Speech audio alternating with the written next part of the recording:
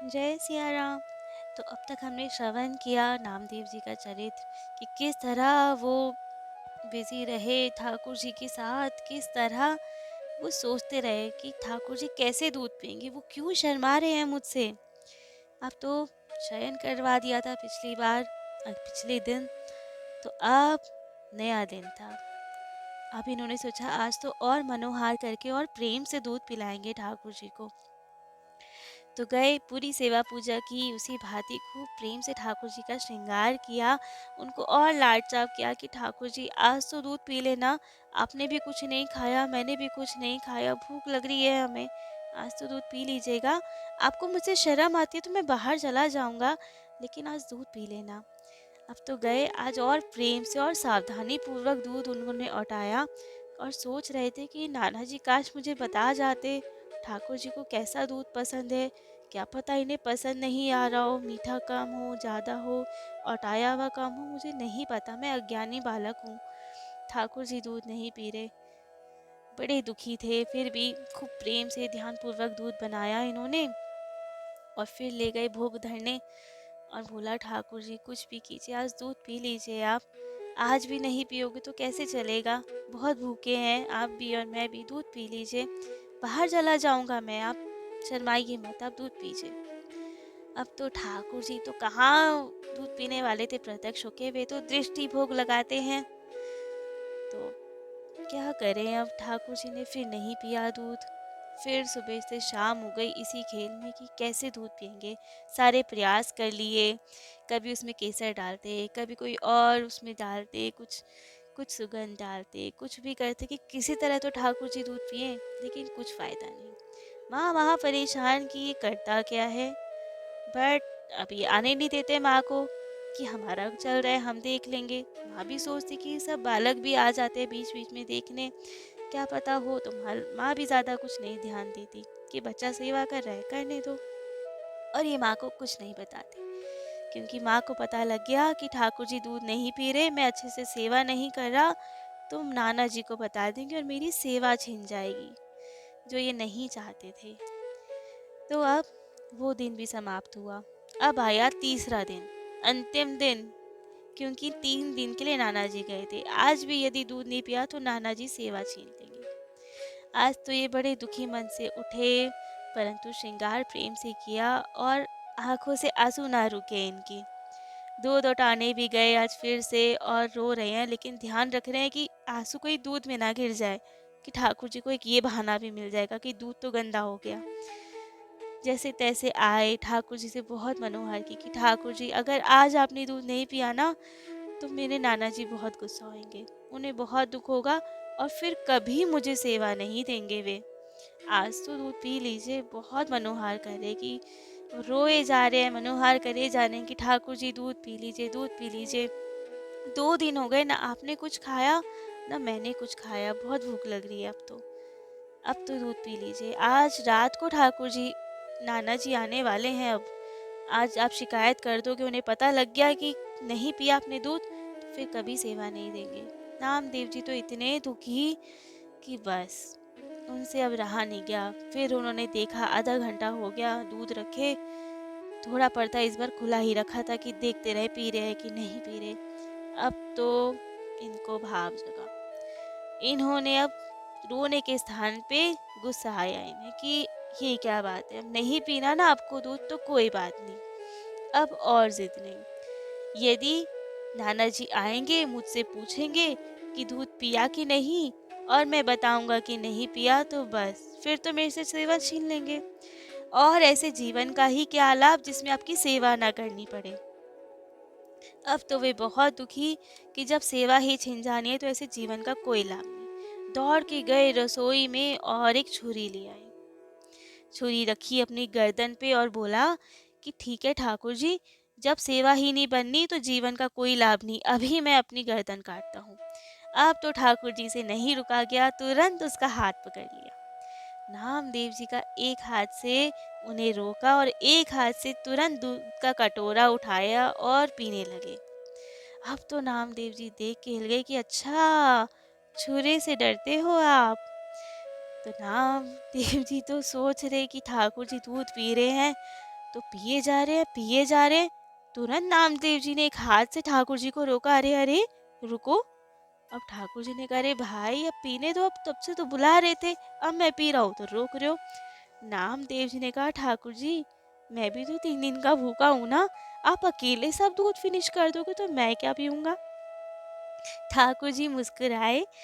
नामदेव जी ने कहा, मुस्कुराइए मत, नाना जी मुझे रोज प्रसादी दूध देते थे, आज आप सारा ही पी जाओगे, जबकि 3 दिन से भूखे हैं हम। अब तो ठाकुर जी रीझ गए उनके भोलेपन पर, उनकी सरलता पर, और अपने हाथ से उन्हें दूध पिलाया। अब तो वे बड़े प्रसन्न हुए और दोनों ने खूब बातें की। आराम दे से अब तो ठाकुर जी और नामदेव जी सखा बन चुके थे और नामदेव जी के लिए ठाकुर जी प्रत्यक्ष थे। अब तो खूब प्रेम से उन्होंने सेवा पूजा की। दिन का अंत हुआ और उन्हें खूब लाड चाव से शयन करवा दिया। शयन कराने के बाद अब आए नाना जी। अब तो ये बड़े प्रसन्न उछलते कूदते गए नाना जी के पास, उनकी गोद में बैठ गए। नाना जी ने पूछा, अरे वाह आप तो बहुत प्रसन्न है। नामदेव जी ने कहा, और क्या ठाकुर जी और मेरी तो मित्रता हो गई है, अब तो वे मुझसे शर्माते नहीं हैं, अब तो मैं बहुत प्रसन्न हूँ। नाना जी ने कहा कि अच्छा, बहुत अच्छी बात है। इन्होंने कहा, नाना जी आपको नहीं पता कि ठाकुर जी बहुत नखरीले हैं, आप कहते थे बहुत सीधे हैं, इतने सीधे हैं नहीं ठाकुर जी। नाना जी मुस्कुरा रहे कि बालक क्या बातें कर रहा है ये। नाना जी ने कहा, तुम बताओ पहले कि सेवा पूजा ठीक रही, कहीं कोई दिक्कत तो नहीं आई, और अच्छे से की नहीं की, ठाकुर जी को कष्ट तो नहीं हुआ कोई। अब तो नाना जी को बताया उन्होंने सब बातें जो तब तक छुपा रखी थी। तो इन्होंने बताया कि नहीं नाना जी, 2 दिन तो बहुत दिक्कत आई, 2 दिन तक मैं भी भूखा रहा, ये भी भूखे रहे, क्योंकि ये दूध ही नहीं पीते थे। अब पता नहीं इनको दूध नहीं पसंद आया कि शर्मा रहे थे, क्या बात है, बहुत नखरे किए इन्होंने। मैं भूखा रहा, मेरे तो प्राण ही निकल जाते। वो तो बस लास्ट में मैंने छुरी दिखा दी, मुझे पता लग गया ये किससे डरते हैं। मैंने छुरी निकाल के अपनी गर्दन पे रख ली कि आज तो मरना निश्चित है। तब तो ये तुरंत प्रकट हो गए और गट गट करके दूध पीने लगे। वो तो जैसे तैसे मैंने रोका कि मेरे को भी तो पीना है वरना मैं ही मर जाता। तब इन्होंने मुझे भी दूध पिलाया और अब हमारी मित्रता हो गई। अब कोई समस्या नहीं है, अब तो जैसे ही मैं बोलता हूँ तुरंत आके भोग पा लेते हैं और खूब बातें करते हैं। नाना जी तो सुन सुन के अवाक रह गए कि ये क्या बातें कर रहा है। नाना जी को लगा छोटा बालक है, खूब कहानियां बना रहा होगा, परंतु उनकी आंखों में जो सच्चाई थी और जो भाव दशा थी, नाना जी को लगा नहीं, है तो ठाकुर जी की ही अंश है, तो ये झूठ नहीं बोल रहे होंगे। तो नाना जी ने कहा, ठीक है, मैं कैसे विश्वास करूं, कोई साक्षी है। इन्होंने कहा, नहीं, हम तो अकेले ही बात करते थे, मित्र जब चले जाते थे तभी दूध पीते थे, ये अकेले में हम दोनों की ही भी मध्य की बात है, क्योंकि मेरे सखाए ये सबके थोड़ी है। तो नाना जी ने कहा, मुझे दर्शन कराओगे। इन्होंने कहा, अभी जगाता हूँ इन्हें, अभी दूध पिलाता हूँ। नाना जी ने कहा, नहीं नहीं, अभी तो शयन करने दीजिए, प्रातः प्रातः करेंगे। अब तो नाना जी और ये शयन करने चले गए। नाना जी इनसे बातें पूछते रहते, ठाकुर जी कैसे दिखते हैं और कैसे दूध पिलाया, बार बार कथा सुनते सुनते सुनाते हो गई भोर। अब भोर में नामदेव जी ने कहा, नाना जी आपने कहा था अच्छी सेवा करूंगा तो मेरे को ही देंगे सेवा। नाना जी ने कहा, हाँ हाँ आप ही सेवा कीजिए आज।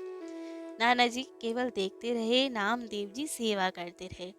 बहुत सुंदर श्रृंगार आदि करके वापस समय आया दूध भोग लगाने का।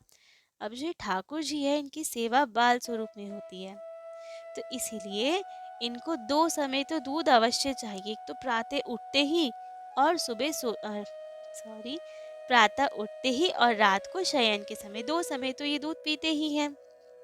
तो सुबह प्रातः पहला भोग आया दूध का, खूब बढ़िया से औटा के बढ़िया झाग बना के ले आए, पर्दा लगाया, घंटी बजाई और बोला, आइए ठाकुर जी और दूध पीजिए। आज तो ठाकुर जी आए ना।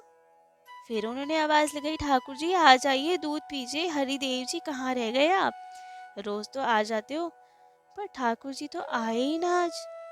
इन्होंने कहा, अब नाना जी की ओर देखे कि मुझे झूठा समझेंगे नाना जी, बहुत देर वेट किया लेकिन ठाकुर जी तो आए ना। तो इन्होंने कहा, नाना जी आप ना जरा बाहर बैठिए, लग रहा है आपसे शर्मा रहे हैं, क्योंकि अब ये मेरे सखा है ना, आपके नहीं है। तो आप बाहर बैठिए जरा, मैं बात करता हूँ। अब नाना जी बाहर चले गए बेचारे। अब इन्होंने तो ठाकुर जी से लड़ना स्टार्ट किया कि ये क्या बात है आपकी, मुझे नाना जी के सामने झूठा सिद्ध कर रहे हो आप। अभी तक तो आ जाते थे, कल से तो फ्रेंडशिप हो गई, मित्रता हो गई हमारी, अब वापस से आप नहीं आ रहे हो, ये क्या बात है। वापस छुरी लेकर आऊं क्या। वापस उन्होंने छुरी लेकर आए और बोला कि देखो नहीं आए ना तो फिर मैं ऐसी करूंगा। अब तो ठाकुर जी फिर आ गए। तो इन्होंने कहा, सही है, तुम तो छुरी के बल पे ही आते हो। ठाकुर जी ने कहा, नहीं नहीं ऐसी कोई बात नहीं, परंतु मैं तुम्हारा मित्र हूं ना, नाना जी का तो नहीं, तो मैं तुम्हारे सामने आऊंगा और किसी के सामने नहीं आऊंगा। इन्होंने समझाया, नहीं नाना जी तो मेरे प्रथम गुरु हैं, उन्होंने ही तो सेवा पूजा सिखाई, आप उनको क्यों नहीं सामने दिखाई दोगे, उनको भी तो दर्शन करने हैं आपके। ठाकुर जी ने बड़े प्रेम से कहा, नहीं उनमें वो भाव नहीं, तुम्हारी जैसी सरलता नहीं। वे तो मुझे पाषाण का ही जानते हैं, तो मैं वैसा ही व्यवहार करता हूँ। तुम मुझे साक्षात जानते हो, तो मैं तुम्हारे लिए प्रत्यक्ष हूँ। तो इन्होंने कहा कि मैं कुछ नहीं जानता, मुझे तो ये पता है कि आपने जैसे मुझे दर्शन दिए हैं, वैसे ही नाना जी के सामने भी दूध पीना पड़ेगा, वरना तो मुझे झूठा कहेंगे वो। तो ठाकुर जी माने ना और ये भी ना माने। इन्होंने कहा, नहीं मानोगे तो छुरी तो मेरे हाथ में ही है। ठाकुर जी ने कहा, अरे क्या ही करें अब, इतना प्यारा सा भक्त ऐसे जिद कर रहा है। ठाकुर जी ने कहा, ठीक है, अपनी माँ को, अपने नाना जी को बुला लो, देते हैं दर्शन। अब तो इन्होंने आवाज लगाई, इनके नाना जी, इनकी मैया आई और सबके सामने ठाकुर जी ने दूध पिया और प्रसादी दूध नामदेव जी को पिलाया। तो नाना जी और उनकी माँ देख के प्रेम विभोर हो गए कि इतने साल हो गए हमें सेवा करते हुए, कभी ठाकुर जी ऐसे प्रकट नहीं हुए, ऐसे प्रत्यक्ष नहीं हुए जैसे आज प्रत्यक्ष हुए हैं। नाना जी इतने प्रेम विभोर, उन्होंने लगा कि अब बस यही देखते हुए, ठाकुर जी को देखते हुए अपने देह त्याग कर दो। जैसे कहते हैं संत, जन्म जन्म मुनि जतन कराही, अंत राम कहे आवत नाही। कि पूरे समय आप राम नाम का जप करो, लेकिन ज़रूरी नहीं ना कि मरते समय भी राम नाम मुख पे आ जाए। जैसे जटायु जी को राम जी ने कहा कि आप देर रखिए, आप अभी प्राण ना छोड़िए, हम आपको स्वस्थ कर देंगे, वैद्य बुलाएंगे, आपका उपचार कराएंगे। परंतु जटायु जी ने कहा, नहीं प्रभु, इससे अच्छा अवसर नहीं मिलेगा देह त्याग का। सब लोग प्रार्थना करते हैं कि अंत समय में आप सामने रहें, और मैं तो आपकी गोद में हूँ, न जाने फिर बाद में अवसर मिले ना मिले, तो बस अपनी गोद में ही हमें यहाँ से विदा दीजिए। जैसे सुग्रीव के भाई बाली को राम जी ने कहा, जब राम जी ने बाली को मारा, पहले तो वो कुतर्क कर रहा था, परंतु उसकी एक ना चली और उसे समझ में आया कि वे गलत था। उसे अपनी गलती का आभास हुआ, उसे प्रायश्चित किया, क्षमा मांगी। तब तो हमारे करुणा निधान सरकार श्री राम जी ने बोला कि बाली तुम देह रखो, हम तुम्हें अभी स्वस्थ कर देते हैं। परंतु बाली ने कहा, नहीं सरकार, अब नहीं, मेरे सन्मुख आप हैं, मुझ पापी को आपकी प्राप्ति हो रही है, आप मेरे बिल्कुल समक्ष है, अपनी करुणा भरी दृष्टि मुझ पे डाल रहे हैं, इससे अच्छा अवसर नहीं मिलने का, अब मृत्यु पाने का, मोक्ष पाने का। तो बस अब तो मुझे विदा दीजिए, ऐसे ही मेरे सामने खड़े रहिए, और बस न जाने अगर आप अभी मुझे जीवन दान दे देंगे और फिर जब मेरी मृत्यु का समय आएगा, क्योंकि मरना तो सबको ही है एक दिन, तब पता नहीं आप आए या ना आए, आपका नाम भी मेरे मुख पर आए या ना आए, तो इससे अच्छा अवसर नहीं देह त्याग का। और उसने राम जी को देखते देखते ही देह त्याग किया। वही स्थिति इनके नाना जी की थी कि ठाकुर जी समक्ष है, इससे अच्छा अवसर कब मिलेगा देह त्याग करने का। तो वो इतने भाव विभोर हुए कि उनका देह छूट गया। अब प्रश्न आता है कि ठाकुर जी इतने कैसे सुगम है नामदेव जी के लिए, नाना जी के लिए नहीं, उनकी मैया के लिए नहीं हुए, नामदेव जी के पास कैसे आ गए। तो इसकी एक और कथा मिलती है कि ठाकुर जी केवल प्रेम पे रीझते हैं, अगर उन्हें प्रत्यक्ष हम माने तो वे प्रत्यक्ष हो जाते हैं, और यदि हम उन्हें पाषाण मानेंगे तो पाषाण ही वैसा ही व्यवहार करेंगे। जैसा भक्त का भाव होता है, ठाकुर जी का भी भाव वैसा होता है। हम उन्हें जैसा मानते हैं ना, उनसे जो संबंध रखते हैं, ठाकुर जी उसी संबंध का निर्वाह करते हैं। यदि कोई उन्हें पिता माने तो वे उनके पिता बन के ही संभाल करेंगे, यदि कोई उन्हें सखा माने तो वो वैसा ही व्यवहार करेंगे, पुत्र माने तो वे पुत्र भी बन जाएंगे। तो वही था, नामदेव जी ने उन्हें प्रत्यक्ष माना था कि ये प्रत्यक्ष ही दूध पीते हैं, दृष्टि भोग नहीं लगाते, क्योंकि उन्हें पता ही नहीं था दृष्टि भोग क्या होता है। तो इसलिए उनके भाव पे रीझ कर सच में ठाकुर जी प्रत्यक्ष हो गए। ऐसे ही एक ब्राह्मण था जो मुरली मनोहर की बहुत सेवा करते थे, धन उपार्जन के लिए, कि इनकी सेवा करेंगे तो हमें खूब धन देंगे ये। तो अब उनकी सेवा पूजा करते थे, परंतु ऐसा कुछ हुआ नहीं। वे बड़ा दुखी। तो उन्होंने एक सेठ से पूछा कि मैं तो आपके जैसे ही मुरली मनोहर की पूजा करता हूँ, लेकिन मुझे तो कोई धन नहीं मिला। सेठ ने कहा, अरे ये कोई धन वन नहीं देते, ये तो मुक्ति प्रदान करते हैं। तुम तो देवी मैया की पूजा करो, वो देंगी धन। अच्छा, ऐसा था, मुझे तो पता ही नहीं था। ब्राह्मण तो बहुत हैरान हुए। उन्होंने कहा, मैं ही गलत था। उन्होंने उठाई मुरली मनोहर की मूरत, श्री विग्रह, और ऊपर रख दी आले में, और ले आए मैया को और पधरा दिया सिंहासन पे। खूब धूप दीप दिव्यबत्ती दिखाने लगे उन्हें। अब तो एक दिन उन्होंने देखा कि माता की जो धूप बत्ती की सुगंध थी, धुआं था, वो ऊपर मुरली मनोहर के पास जा रहा था। इन्हें बड़ा खराब लगा, क्योंकि अब तो मुरली मनोहर से चिढ़ने लगे थे, ये द्वेष करने लगे थे कि हमारी इच्छा पूरी की नहीं, दुबत्ती और वेस्ट करा दी हमारी। तो अब इन्होंने देखा सारी सुगंध ये ले रहे हैं, इन्हें बड़ा खराब लगा। गए, जाके श्री विग्रह की नाक में रुई घुसा दी और कहा, धन वन कुछ देना नहीं, लेना देना कुछ है नहीं, हमारी मैया की दुबत्ती झूठी कर रहे हो आप सुगंध ले लेकर। जब देना नहीं तो सुगंध भी मत लो आप। और उनकी नाक में रुई घुसा दी और कहा, देवी मैया आप ही की धुपत्ती आप रखो। इतना करते ही ठाकुर जी प्रकट हो गए और उनका हाथ पकड़ लिया कि अरे मैं सांस कैसे लूंगा, रुई घुसा दोगे तो। अब तो उनका स्पर्श मिलते ही इनके भाव जगे, आंखों से अश्रुधार निकल पड़ी, भक्ति जागृत हो गई और बोला कि भगवान, ये क्या बात है, मैं तब से आपकी पूजा करता हूँ, सेवा करता हूँ, कभी प्रकट नहीं हुए। आज मैंने द्वेष के भाव से आपके पास आया, आपकी नाक में रुई घुसा दी, कितनी कुचेष्टाएं की, तब आप प्रकट हुए। ठाकुर जी ने कहा, आपने भाव से किया या कुभाव से किया, जैसा भी किया, लेकिन आज आपने मुझे प्रत्यक्ष माना, चाहे द्वेष करने के लिए ही माना, लेकिन आपने आज मुझे प्रत्यक्ष माना, तो मैं प्रत्यक्ष प्रकट हो गया। हमेशा आप मुझे एक मूर्त मानते थे कि ये पाषाण के हैं, तो मैं भी वैसा ही रहता था। आज आपने सोचा कि ये सच्ची में है और ये सांस ले रहे हैं, सुगंध ले रहे हैं, तो मैं वैसे ही आपके भाव के हिसाब से बन गया। तो इसीलिए यही भाव था नामदेव जी के साथ। नामदेव जी ने उन्हें प्रत्यक्ष माना कि ठाकुर जी प्रत्यक्ष हैं, प्रत्यक्ष होके दूध पिएंगे। तो भगवान उनके लिए प्रत्यक्ष आ गए। 3 दिन की तपस्या में 3 दिन वे भूखे रहे और तीसरे दिन ही वे आ गए। और बाकी सब जो उन्हें पाषाण का समझते थे कि ये तो दृष्टि भोग लगाते हैं, ऐसे ही खाते हैं, तो उनके लिए वे वैसे ही भोग लगाते थे। तो ये थी आज की कथा। नामदेव जी के हाथों से कैसे ठाकुर जी ने दूध पिया, कैसे उनको इतना प्रेम किया, उनके सखा बन के रहे, उनके लिए प्रत्यक्ष रहे। और भी बहुत लीलाएं हुई है नामदेव जी के साथ, तो जिनका श्रवण हम करेंगे अभी धीरे धीरे। तो आज की कथा सिर्फ इतनी ही। जय जय श्री सीताराम।